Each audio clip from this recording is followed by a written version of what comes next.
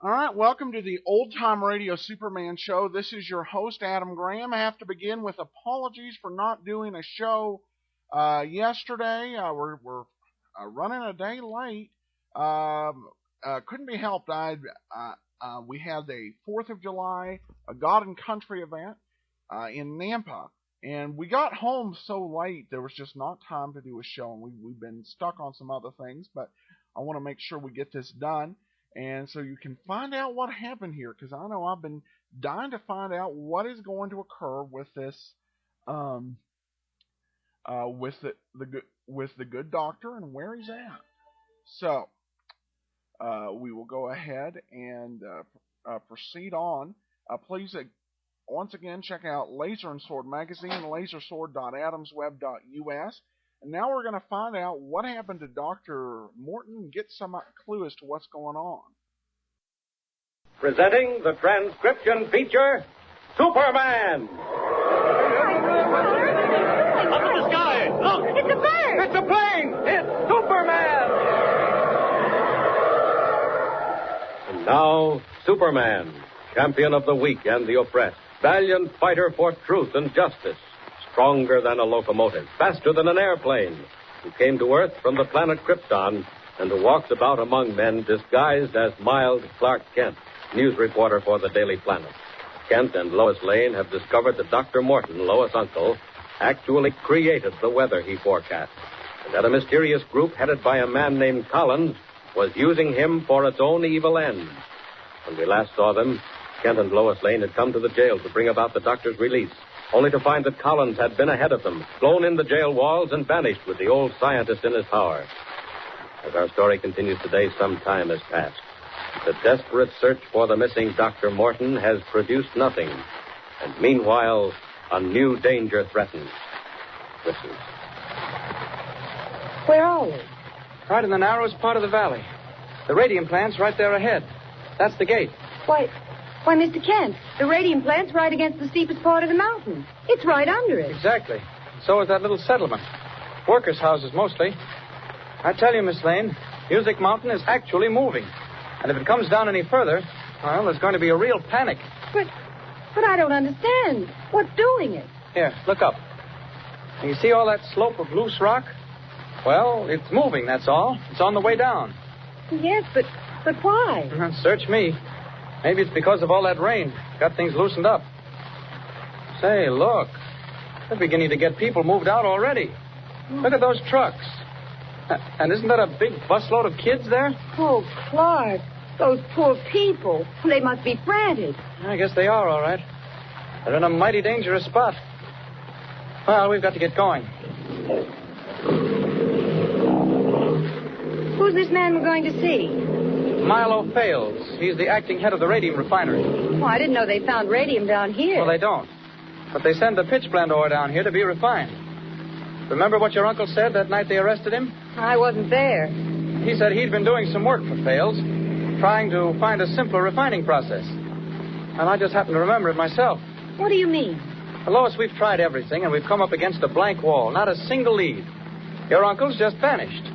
Well, this is our last chance. Fales may know something or remember something. Let's go down and have a talk with him. It's worth a try.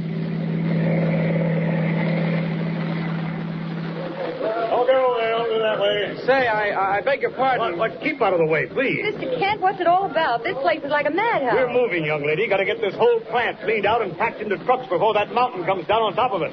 So if you don't mind... I'm looking for Mr. Fales, Milo Fales. I'm Fales. What's on your mind? Only make it fast. Mr. Fales, I'm Clark Kent, reporter for the Daily Planet. Sorry, no time for the papers. You have to excuse me. Hey, Mike, not that one. Get the cases packed up first. Mr. Fales, we don't want an interview. Right. This lady is Miss Lane, Lois Lane, and she's a niece of Dr. Horace Morton's. What's that? Niece of Morton. We don't want to bother you, Mr. Fales, but if you could tell us anything... Here, come in my office. Much noise out here. You can't hear yourself think. Now then, how much do you know?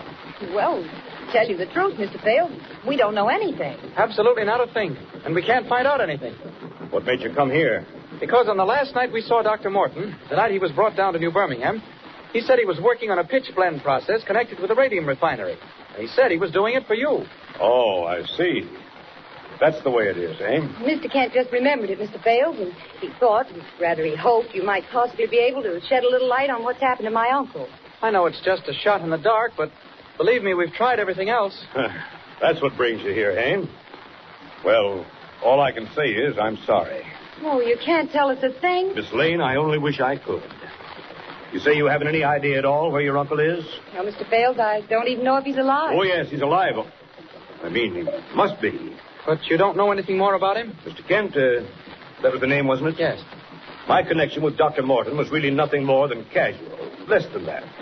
He was interested in chemistry, and he thought he might be able to help us. Help you how, Mr. Fales? Well, we refine radium. Very difficult process. Over 35 different steps. And Dr. Morton thought he might be able to find a simpler process. Radium? That's very valuable, isn't it? Valuable? Look here, young lady. Just look out this window. You see those trucks? Yes. What about them? They're piled with pitch blende ore, about a quarter refined. Can you imagine what that stuff is worth, just as it is? The pitch blende ore as it stands on the trucks? As it stands on the trucks, 25 tons of it. Mr. Kent, that stuff is worth, refined down, as it is right now, about $30,000 a ton. Great Scott. Maybe you see now why we're breaking our necks to get it out, before that mountain comes down and buries the whole works. Oh, my goodness, Mr. Fales, you go right on about whatever you were doing. Miss Lane, if I could do anything to help you find your uncle, I'd talk all day. But I can't, and I can only say I'm sorry. Hello. Dale speaking. Yes? Yes, I know. Well, it isn't raining now, is it? All right. All right, I know. Just as fast as we can. Well, I can't work miracles. Keep your eye on it. Let me know. That's our engineer up on the mountain. He says there's not much time. So I'll set to come sliding down some more. Oh, Mr. Fales, what's doing it? What is it? Miss Lane, you can lay it all to the weather. The more it rains, the faster Music Mountain slides. Right now, it's only 50 feet from our rear wall.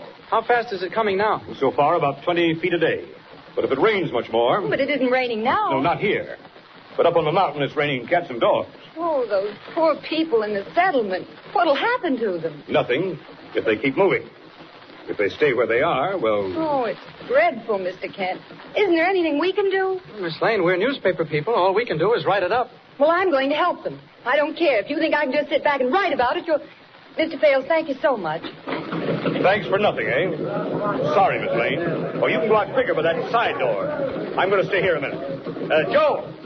Joe, make it fast. Get that stuff loaded, ready to go. Go on, move now. Well, I'm sorry, Miss Lane. I thought maybe we'd get a lead on your uncle. Oh, it wasn't your fault we didn't. Come on, I do want to see what's happening to the poor people who are trying to move. Out of this door, he said. Golly, look at those trucks. That stuff's really worth what he said. Great Scott, Miss Lane, do you realize its value? Over $750,000. What?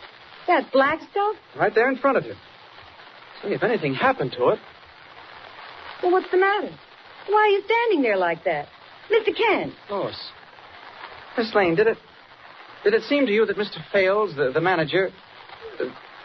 did it strike you that he was worried when we first came in? Worried? Yes. Well, of course he was worried. If the mountain comes down, it'll ruin his refinery. No, I didn't mean that. He was worried about us. And then later on, he seemed to think everything was all right. Worried about us? What do you mean? I don't know. It just flashed on me. Look, will you? Look at those women. Oh, those poor things. Mr. Kent, I'm going down to help them. Come on. No, you go on. I'll stay here a minute. I want to think. Go ahead. Well, what are you going to do? Nothing. Just stand right here. You go on. I'll join you in a minute. I just want to work something out. Clark Kent, I believe you're losing your mind. You're acting perfectly mad. No, go on. Go ahead, please, Miss Lane. See if you can give those folks a lift. Look at the kids running around in circles. Poor youngsters. Well, call me when you're ready to drive back for supper. All right. Thank heaven she left. Didn't think she'd do it. No, I didn't just think of something, Miss Lane. I heard something with Superman's sensitive hearing. I heard voices. Voices traveling over telephone wires. Wait a minute. There they are. They come right out of the brick wall. They're the wires leading from Fales' office. He's still talking. And I'm going to listen. Never mind all that stuff about Kent and the girl, Fales. But I tell you, they came here. They only just left. They're looking for old man Morton. Let them look. They'll never find him. Not till everything's finished. Do they suspect anything? No, I don't think so. Why did they come to you? On account of the radium. Seems he mentioned it to...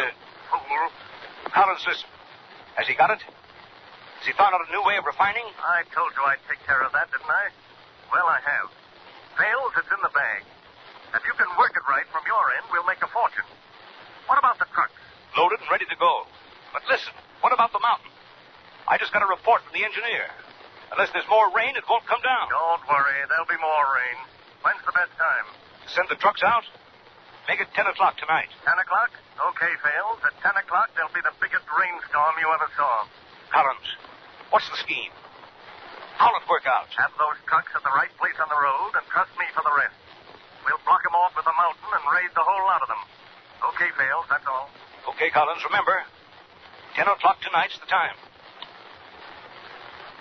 The devils. That fellow Fails is working hand in glove with the group that's taken Morton. And Morton himself. I can't believe it. Yet I don't know. Why, Clark Kent, honestly, there is something wrong with you. You look as if you'd seen a ghost. Seen a ghost? Well, no, not exactly, Lois. I've just been thinking. I've been working things out. Working what things out? Things that are happening. Miss Lane, don't ask me how I know. Just take my word for it. There's a plot on to steal that radium ore and to wreck this whole settlement to make it look plausible this very night. What? Mr. Kent, what? Well, how do you know? It can't be. But it is. And I'll tell you something else, too.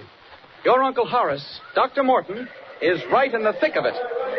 Now then, let's figure out what to do. How much can Superman in the person of Clark Kent really tell Lois Lane without giving away his secret?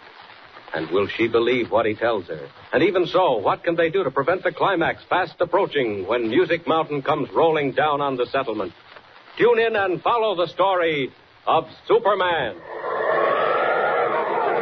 Up in the sky, look! It's a bird! It's a plane! It's Superman! Superman is a copyrighted feature appearing in Action Comics magazine. Welcome back.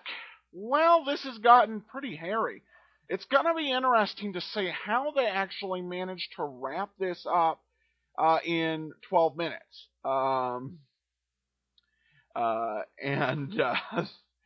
That is going to be, I think, a very fascinating conclusion as to this whole situation. How can you ramp it up in 12 minutes? Well, we're going to find out. Email me your thoughts, adam@adamsweb.us. Cast your votes at podcastalley.com. And visit the show and Laser and Sword magazine, lasersword.adamsweb.us. For now, though, this is Adam Graham signing off.